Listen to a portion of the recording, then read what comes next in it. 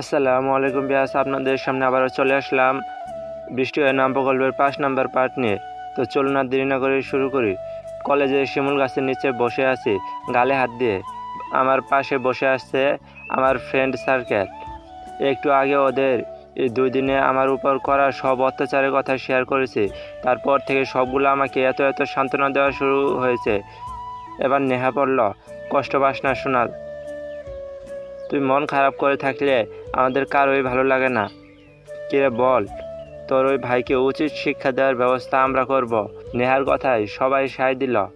আমার friend circle মোট 5 জন, নেহা, মুস্কান, ইলমা, আবিদা আর আমি। শুধু আবিদা বাদে একা বলল, কী সব বলছিস?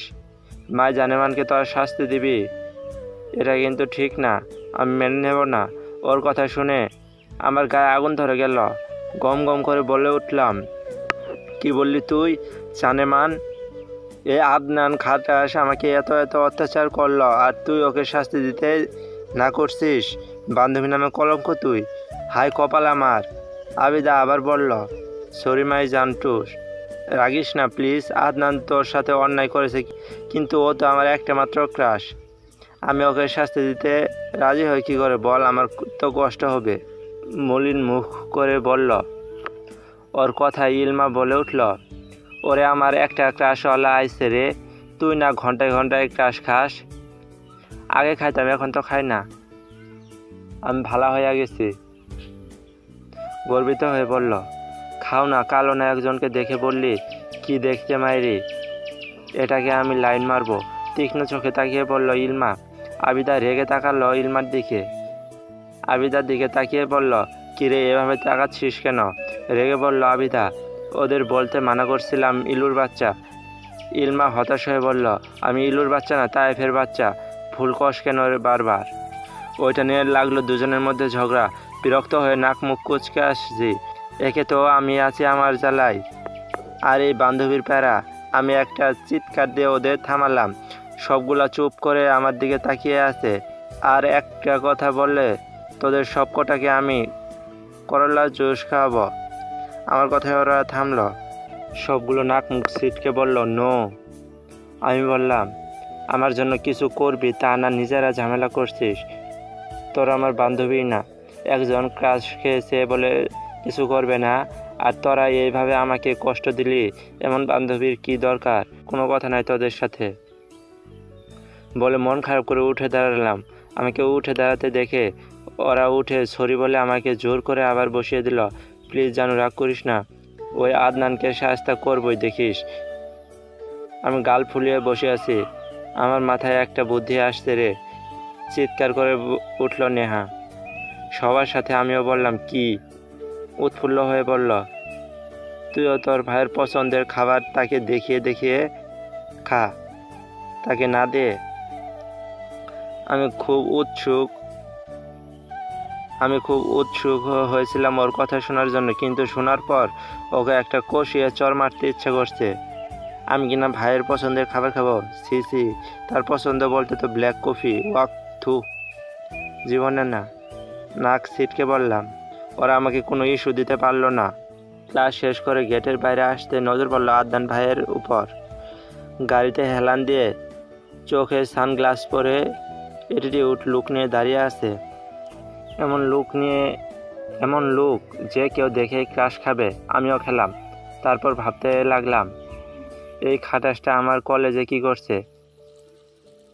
ও মাই জানেমান, এখানে উফ কি হটিনা লাগছে। উফ, আমি পাগল হয়ে যাব। আবিদার ন্যাকামের কথা শুনে আমার গা পিত্তি জ্বলে যায়। ওরাও ভাইয়াকে ভয় পায়, তাই কেউ আর আমার সাথে গেল না, যার যার বাসায় গেল। আমি একবার ভাইয়ার দিকে তাকিয়ে গাড়ির জন্য দাঁড়ালাম।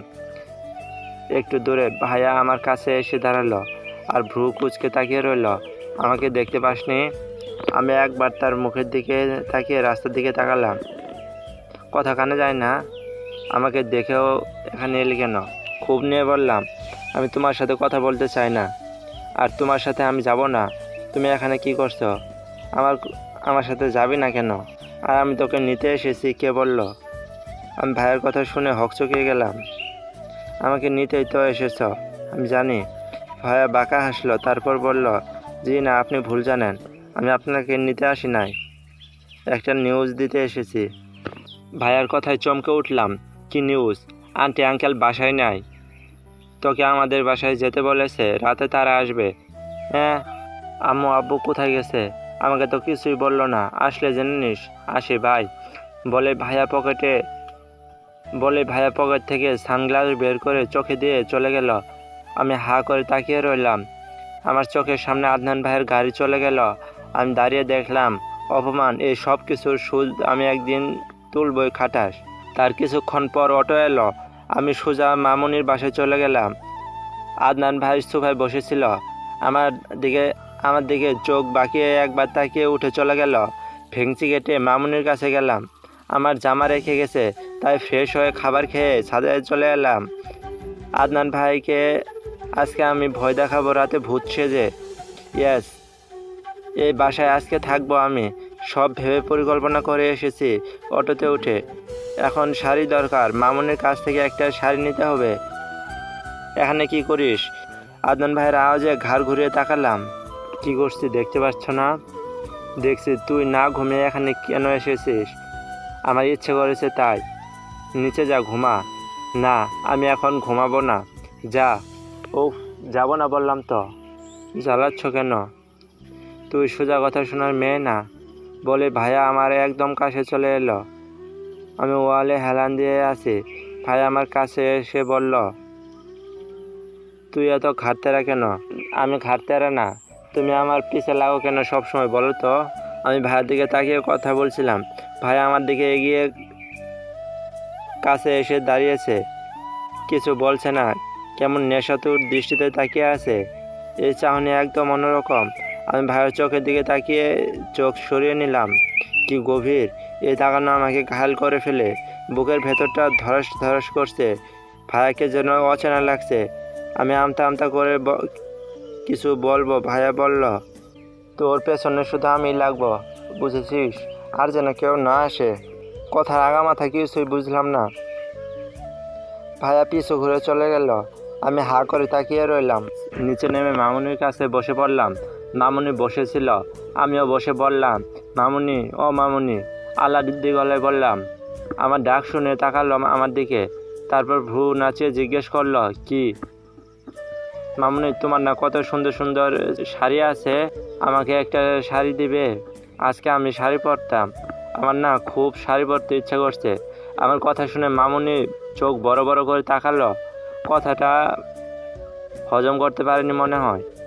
পারবে কি করে? এর আগে আমি কখনো শাড়ি পরি নাই, আর যতবার ওই কেউ পরতে বলেছে আমি না করে দিয়েছি। কোনো বিয়েতেও পরি নাই। কি হলো, দিবে না শাড়ি? তুই শাড়ি পরবি, এটা আমি ঠিক শুনছি তো? এমন করছো কেন? পরবো তো বললাম। আগে না করতাম বলে কি এখন পড়তে চাইলে পড়তে পারবো না? মন খারাপ করে বললাম। আরে গাল ফুলাচ্ছিস কেন? দেব না বলেছি কি? লাল টকটকের শাড়ি আছে আমার, ওইটা পর, তোকে না পরি লাগবে। মামুনির কথা শুনে টাসকি খেলাম। লাল শাড়ি বলে? মামুনির কথায় টাসকি খেলাম। লাল শাড়ি পরে কি ভূত সাজে যায়? ভূত সাজতে তো সাদা শাড়ি লাগে। না না, লাল শাড়ি পরে যাবে না, আমার সাদা শাড়ি চাই। মামুনি আমার কথা শুনে ভ্রু কুঁচকে বলল, তুই সাদা শাড়ি পরবি? আমার সাদা শাড়ি পরতে ইচ্ছে করেছে। প্লিজ মামুনি, দাও না। এটা আবার কেমন ইচ্ছে রে বাবা? সাদা তো ভালো শাড়ি নাই, একটা সাদার মধ্যে কালো আছে। বলে মামুনি উঠে শাড়ি বের করতে লাগলো। তারপর সাদার মধ্যে কালোটা বের করলো। আরও কিছু সুন্দর সুন্দর শাড়ি বের করলো। আমি ভূত সাজতে না চাইলে অন্য শাড়ি পরতাম। মামুনির শাড়ি জর্জেটের কালো, ছোট ছোট ফুল, এটা পরলে আমাকে সুন্দর লাগবে, কিন্তু ভূত লাগবে না। এটা হবে না। কি হবে না? অবাক হয়ে পড়ল। মামুনির কথায় উত্তরে কিছুই দিলাম না। মন খারাপ করে শাড়ির দিকে তাকিয়ে আছি। শাড়ির মাঝে হঠাৎ সাদা একটা শাড়ি যেন চোখে পড়ল। আমি হাত বাড়িয়ে সেটা নিয়ে বললাম, এটা কি মামুনি? আর বলিস না, এটা একটা সুতির সাদা শাড়ি। আমার কলেজে একটা ফাংশনে আমাকে ভূত সাজার জন্য এই শাড়িটা কিনতে হয়েছিল। আমরা একটা নাটক করেছিলাম ফ্রেন্ডরা মিলে, তখন কিনা আমাকে ভূত সাজার পাঠ দিল। কি আর করব, তখন এই শাড়িটা কিনেছিলাম ভূত সাজবো বলে, তারপর থেকে ঘরেই পড়ে আছে। মামুনির কথা শুনে আমার চোখ চিকচিক করে উঠল। ও মায় আল্লাহ, ভূত সাজার জন্য মামুনি এই শাড়ি ব্যবহার করেছিল, আমিও তো তাহলে এটা ব্যবহার করতে পারবো।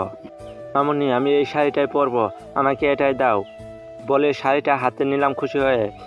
তুই পাগল হইলি নাকি রে দুলা, এই শাড়ি পরবি? পাগল, এটা কোন শাড়ি? ইস মামুনি, দাও না, আমার এমন একটি শাড়ি পরতে ইচ্ছে করেছিল, এজন্যই তো বললাম, দেখো পেয়েও গেলাম। প্লিজ প্লিজ প্লিজ, না করে না। তুই সত্যি এটা পরবি? তোর মাথাটা একদম গেছে রে দুলামা। আমার মাথায় কিচ্ছু হয় নাই, তুমি বুঝতে পারছো না। দাও শাড়িটা, আমি এটাই পরবো। মামুনি হতভম্ব হয়ে আমার দিকে তাকিয়ে আছে, তার মাথার উপর দিয়ে যাচ্ছে সব। মামুনিকে দিয়ে এই শাড়িটা পরালাম, এখন আর ভূত সাজতে পারবো না, এখন সুন্দর করে সেজে গুজে থাকি।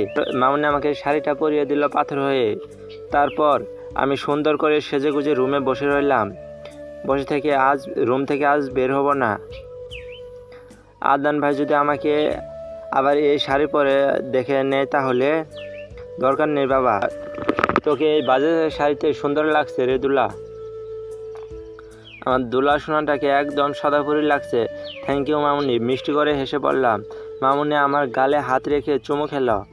মামুনিকে বলে দিলাম আজকে আমি এখানেই থাকবো। মামুনিও খুশি হলো, বললো আমার সাথে ঘুমাবি। সন্ধ্যার আগে খেয়ে নিয়েছিলাম, তাই আর রাতে খেলাম না, রুমে বসে থাকলাম।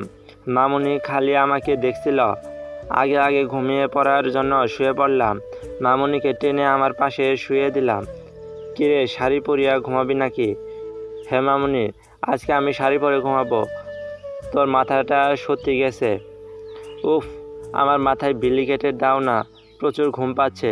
মামুনি আর কথা না বলে আমার মাথায় বিলি কেটে দিল। আমি ঘুমের অ্যাক্টিং করছি। মামুনি ঘুমিয়ে বললে আমি আমার মিশন শুরু করে দেব। প্রায় আধা ঘন্টা পর মামুনির নাকে দিয়ে শব্দ বেড়ে গেল, জোরে জোরে শ্বাস নিচ্ছে। আমি ফট করে চোখ মেলে তাকালাম, মামুনি ঘুমিয়ে পড়েছে। আমি উঠে বসে মামুনির মুখের কাছে গিয়ে মামুনিকে ভালো করে দেখলাম। এরপর বিছানা থেকে নেমে পড়লাম। আয়নার সামনে এসে শাড়িটা সুন্দর করার একটু চেষ্টা করলাম। তারপর চুলগুলো ছেড়ে এলোমেলো করে দিলাম। ঠোঁটের লাল লিপস্টিক ঠোঁটের বাইরেও দিলাম। তারপর চুলগুলো সামনে এনে মুখ ঢেকে ফেললাম। আরে বাস, একদম তো ভূত লাগছে। নিজেকে দেখে ভয় পেয়ে গেলাম। আমি আবার ভূতে ভয় পাই খুব। তাড়াতাড়ি আয়নার সামনে থেকে সরে এলাম। মাই গড, নিজেকে দেখে নিজেই ভয় পেলাম। আদনান ভাইয়া তো আজকে ভয় পাবে। ঘড়ির দিকে তাকিয়ে দেখি 11টা বাজে। এখন যাব না, 12টায় যাব। 12টার সময় ভূত আসে, আমার উপর অত্যাচার করার সুদ আজকে আমি নিয়েই ছাড়ব। ওইভাবেই রুমে বসে রইলাম। উঠে একবার পায়চারি করছি, আবার বসছি। মাঝে মাঝে মামুনি নড়ে উঠছে। আমি আবার বিছানার কাছে এসে বসছি। ঘড়ির কাঁধটা নড়ে না যেন। ভাই এখনো জেগে আছে, আমি জানি, কারণ অফিসের কাজ নিয়ে বেশিরভাগ সময় জেগে থাকে। বারান্দায় এসে দেখলাম লাইট জ্বলছে।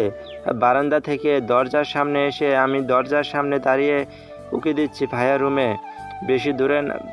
বেশি দূরে না। 2টার পরে ভাইয়া দরজা খুলে বেরিয়ে এলো।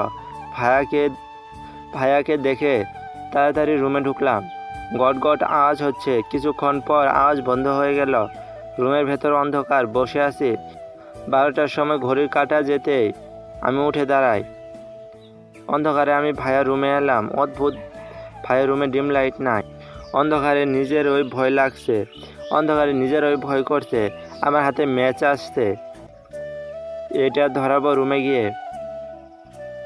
দরজা খুব সাবধানে খুলে ভেতরে ঢুকে আমি ভূতের আওয়াজ চালালাম। এটা আমার আওয়াজ না, এটা আমি মোবাইলে দিয়েছি।